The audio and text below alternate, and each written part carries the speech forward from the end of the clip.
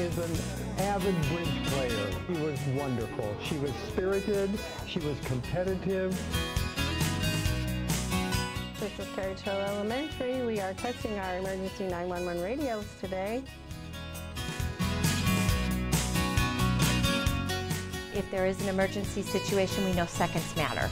And that is the ultimate goal here, is that it's going to save us seconds, which potentially could save lives if there really was an emergency. Who's ever carrying that radio is probably going to give us the most accurate information of what's going on at the time. 3 players and a coach in a tent with you for a weekend camping. Who would you pick? First person you called when you found out you were starting.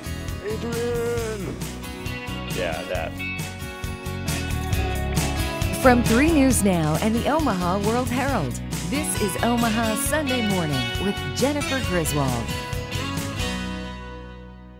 Good morning and thanks for joining us this Sunday. I'm Jennifer Griswold. Tomorrow morning we'll begin the work week rush, getting the kiddos ready for another Monday. And while we always worry about their safety, we're likely not going over every step the school is taking to keep kids safe. But luckily, the school staff is constantly updating what they do to deal with changing security concerns. This week, 3 News Now reporter John Kipper checks out a new system at Papillion La Vista schools that promises faster response times in case of an emergency. If there is an emergency situation, we know seconds matter. And that is the ultimate goal here, is that it's going to save us seconds, which potentially could save lives if there really was an emergency. To save those precious seconds, Papillion La Vista schools partnered with Sarpy County 911. So now, if an intruder comes into school, a staff member assigned to the emergency radio hits an orange button, allowing the 911 call center to listen in and relay information to responding officers what's going on. Who's ever carrying that radio is probably going to give us the most accurate information of what's going on at the time. In the past, staff members dialed 911 on a landline phone from an office. The new system gives them mobility to get to safety while ensuring they connect with police. In a case of a crisis, those cell phones have a tendency to jam up towers in the area, making it impossible for administrators to use the phones. Staff members at Carriage Hill Elementary have held countless drills on emergency situations. Today, they added one more. This is Carriage Hill Elementary. We are testing our emergency 911 radios today. The practice paid off, and they learned the radio can be a bit loud. Now knowing that the orange button makes that beep, I think that we may change our plan a little bit, and she may leave the office even to push the button so that not to escalate the situation. Now administrators plan to regroup and work out all the kinks in case they need to use the system. 252-0949. The school district has also been adding additional locks to front doors and classrooms since they passed a bond issue in May, making them some of the safest in the area. A nationwide event had officers across the metro pulling up a chair and starting a new conversation over coffee and donuts. A number of departments participated in this year's National Coffee with a Cop Day. It gives people a chance to talk with police officers in a stress-free situation. Officers told us that policing should be a community partnership with everyone working together to solve problems, and that starts with breaking down barriers. Maybe we can change some people's minds that aren't too sure about police officers, maybe have had a bad experience with us, come in, realize that, hey, we're people. Officers say through this event they learn about problems community members are having that they weren't aware of before. The weekday commute often has us rushing to get to our destination on time. It's something one neighborhood by Lake Zorinsky deals with all the time. Drivers have discovered a faster way to get from 156th to 168th with just a few stop signs and a couple of speed bumps in between. People who live there say many drivers are using their street as a shortcut and showing no regard for the speed limit. 3 News Now reporter Maya Signs explains what they want to see happen. Every time we take a walk, it just seems like it. I don't know if it's just it's not getting any worse, but it's not getting any better either. Concerns over speeding and excess traffic along Rolling Ridge Road are rising. I think people are in a hurry, and they just they're going places, and they just take liberties and just go right through the stop sign. And especially on the way to and from work, and they're really they're flying through. I mean, we don't know how fast, but they're moving pretty quickly. Residents say drivers use a residential street as a shortcut. Because Rolling Ridge is kind of a direct route from 156 to 168. When people take that, sometimes you go through there, either they don't see it or, they'll kind of slow down and then go right on through it. So, it's especially with as many children we have in the neighborhood, it can be of concern. Just 10 minutes ago, 2 cars just literally had to be going through 7 to 10 miles an hour, if you will. Didn't stop, just kept going. Omaha police even tweeted they've been getting more traffic complaints on this street and warned drivers to slow down. They're showing a presence out here, which is really nice because a lot of us have young families and we're more comfortable keeping our kids in the backyard instead of the front yard because the speeding has become quite a hazard. Residents are asking drivers to slow down and make complete stops. I know how easily something can happen if you look down and you're not paying attention when you're driving, you could be up on the curb in no time. So we are very conscientious about it. Again, Omaha police said they're putting more officers along that street during peak times to monitor these traffic concerns. Residents emphasize they really want others to slow down. Walkers and bikers, this one's for you. A new 3-mile stretch of the West Papio Trail in Millard is now linking West Omaha and Bellevue and will soon be open to the public. It's a 130-mile stretch between Douglas and Sarpy counties that's been more than 25 years in the making. This is a final piece. The new trail will allow increased recreation and access to nature and provide a safe way for cyclists and joggers to cross the interstates with a new underpass. So it provides great additional access to natural resources and to active transportation, and for community members to get out and enjoy all of the resources we have in the area. The trail expansion follows the original stretch of the former Union Pacific Transcontinental Railroad. The Papio NRD was able to restore the old bridges. The new segment of the trail remains closed until construction is finished up. It may not be peak severe weather season, but it's still important to be prepared. 6th graders at Louisville Public Schools received a visit from our meteorologists, Mark Stitz and Audra Moore, on Tuesday. As Audra reports, thunderstorms, tornadoes, and the heat from the sun were a few of the big topics. Even tornadoes. The visit started with a short video about severe weather and how to stay safe before launching into the rest of the presentation. But I'm also looking at that screen. Students learned about the typical workday of a broadcast meteorologist while also getting a behind-the-scenes account of all the extra things meteorologists cover besides the on-air forecasts that they see. It was very fun to learn more about the news and the weather, so now I can understand it more about what's going on. Thunderstorms were particularly fascinating for some of the students, and lightning caught the attention of several kids in the classroom, including Emma Renner. Lightning's like 5 times hotter than the surface of the sun, which I didn't know that, which was really cool though. One of the favorite parts is always the tornado in a bottle. Although the students are used to the ever-changing Midwest weather, it proved to be a learning experience for all of them. They even got to check out the Now Tracker, which we use in both severe weather and breaking news coverage. There was a lot of different perspective points of the cameras that you could see like a 360 view around, which I thought that was pretty cool. The students are getting ready to learn about weather in their next science unit, and Sean Kavanaugh finds it helpful to learn a bit about it beforehand. I feel like it's a lot better. I know more, I have a stable background, so that'll be fun to learn more with our science teacher. Overall, the students enjoyed learning some basics about weather and what being a broadcast meteorologist entails. In the classroom, Audra Moore, 3 News Now. Sounds like they learned a lot. In the Classroom is part of our commitment to covering education in our communities. You can find our ongoing series on our website, 3newsnow.com. An area nonprofit is working to make sure low-income and elderly residents have proper heat and safety checks done before winter sets in. Project Housework says it is dedicated to improving the lives of low-income homeowners. This month, it will provide free home repairs like furnace checks to 80 eligible homeowners in Douglas and Sarpy counties, making sure residents are prepared for colder temps. This is the 3rd year for the initiative called Warm the Metro with the Heating and Cooling Association. You know, seniors are always so concerned about being warm in the winter, and if their furnace works, especially the seniors that we serve who don't have the means to call a repairman or replace their furnace if it needs to. 14 contractors and suppliers provided nearly 100 senior homeowners free furnaces last October. Today was the kickoff to the month of services. For more information on Warm the Metro, or if you want to support it, visit projecthouseworks.org. It was a simple but important wish for a dying Nebraska woman to watch her team take the field one last time. When Omaha Sunday Morning continues, we go to Lincoln as her special wish comes true. Some people worry about turning 30, 40, or 50. That's nothing for one Omaha woman whose birthday cake needed 112 candles. So what's her secret to aging gracefully? As 3 News Now photojournalist Stephanie Nolte found out, this 112-year-old's not quick to share it. Happy birthday, dear Thelma. Ms. Thelma Sutcliffe is happy and healthy on her 112th birthday. Great sense of humor, great outlook on life.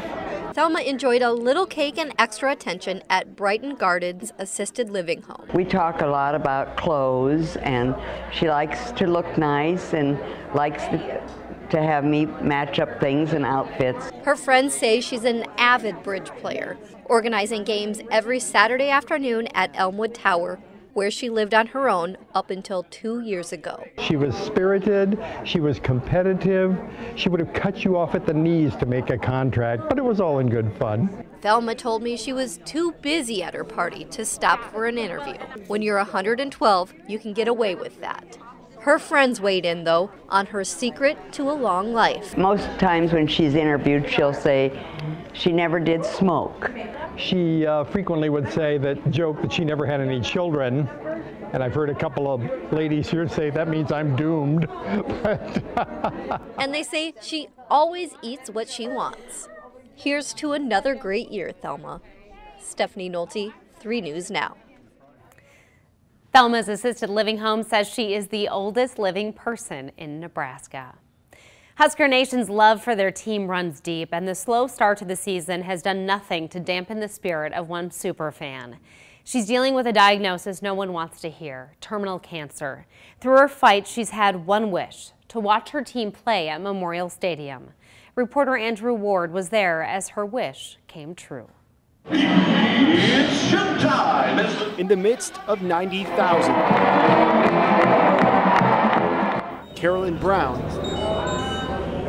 enters. Go Huskers!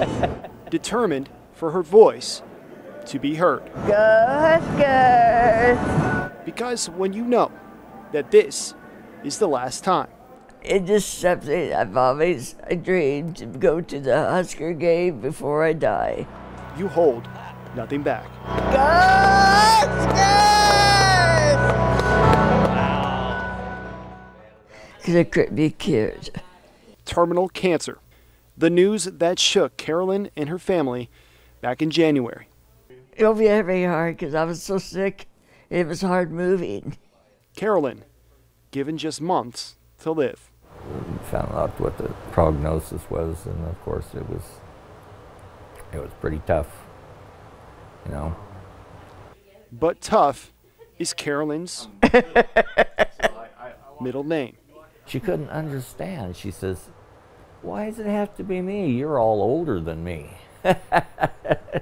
You see, Carolyn has already beaten breast cancer 5 years ago, and now, even as stomach cancer spreads. I've had for a while now trouble walking, but it's gotten worse this last couple weeks. She refuses to fade. I'm glad it made her happy. A pair of tickets tightly held in Carolyn's hands. Yeah, it's really going to happen. A promise. Look what we've got for you here. And a gift. 2 tickets to see Nebraska and Purdue. From her brother Ron to see her favorite team inside Memorial Stadium. We're gonna go, you and me. Thank you so much. Oh, you're so welcome. Love you. I love you too. I just, oh my God, you're kidding me. I couldn't believe it. It made her day, you know, and that's important. And even though there's been doubt Yesterday when I woke up, I couldn't walk. And that scared me. And there goes the game. Carolyn's resolve to make it to the game remained. Oh, I wish I could beat Scott Frost in person. Oh my God. So back to last Saturday. Not even the rainy cold could stop her. Carolyn drank it all in, with Ron right next to her. Unfortunately, she didn't get to meet Scott Frost. But that didn't seem to matter in the moment. A dying wish Carolyn and her family will cherish forever. We're gonna have this moment together that, I'll never forget.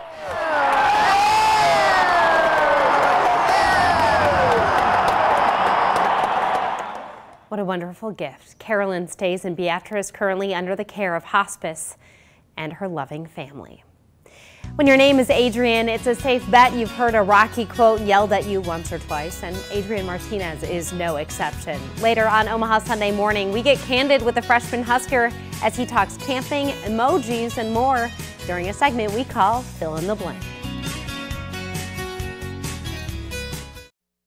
CBS Sunday Morning starts right after Omaha Sunday Morning. Jay Pauley is off this week, so Tracy Smith joins us now to talk about the great stories ahead. And Tracy, like so many, I love Journey. Talk about a big get. You interviewed Steve Perry. Why is this such big news? Well, this is his first big TV interview in more than 20 years, Jenny. After he split with Journey, he went into what he called this self-imposed exile, where he virtually disappeared. And what he shared with us is that's because he basically fell out of love with music. I think we have a clip of that.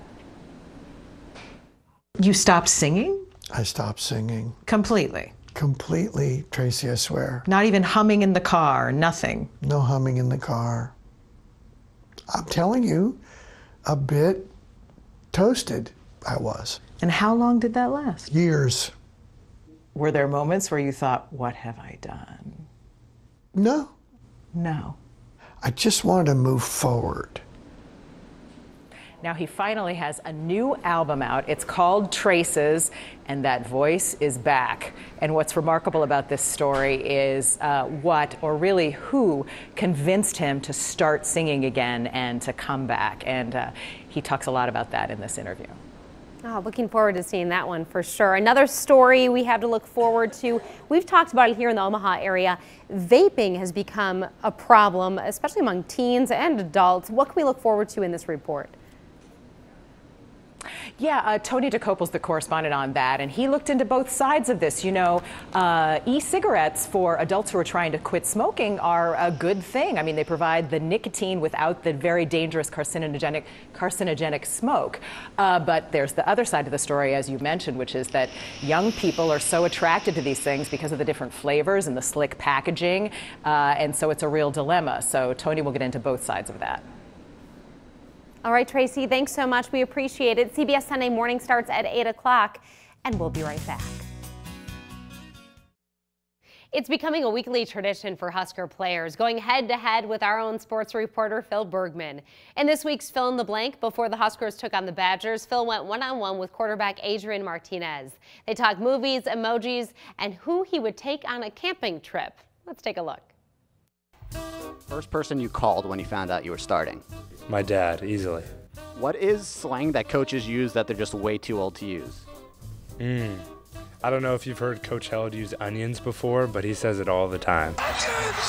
Onions? Onions, as in like, great. It's odd. Have you ever seen the movie Rocky? I have, obviously. Can we hear the line?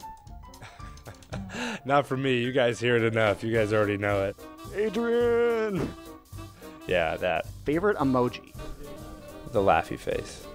I personally like the octopus and the monkey with his hands up over his eyes. How do you use the octopus, though? Like, what context? When can you not use the octopus? I guess so. I guess that's true. You guys are going to Camp Randall this weekend. Did you ever camp as a kid? I did a few times. Who on the team would be really good at guiding you all on a camp? Ooh, Damian Jackson. 3 players and a coach in a tent with you for a weekend camping. Who would you pick? Coach, Noah Vetterall, Matt Masker, Bunch, and then obviously me. Hey, Adrian, thank you so much for joining us. This was Fill in the blanks. They always do a great job with that segment. That's all for this week. Thanks for watching Omaha Sunday Morning, and we'll see you back here next week.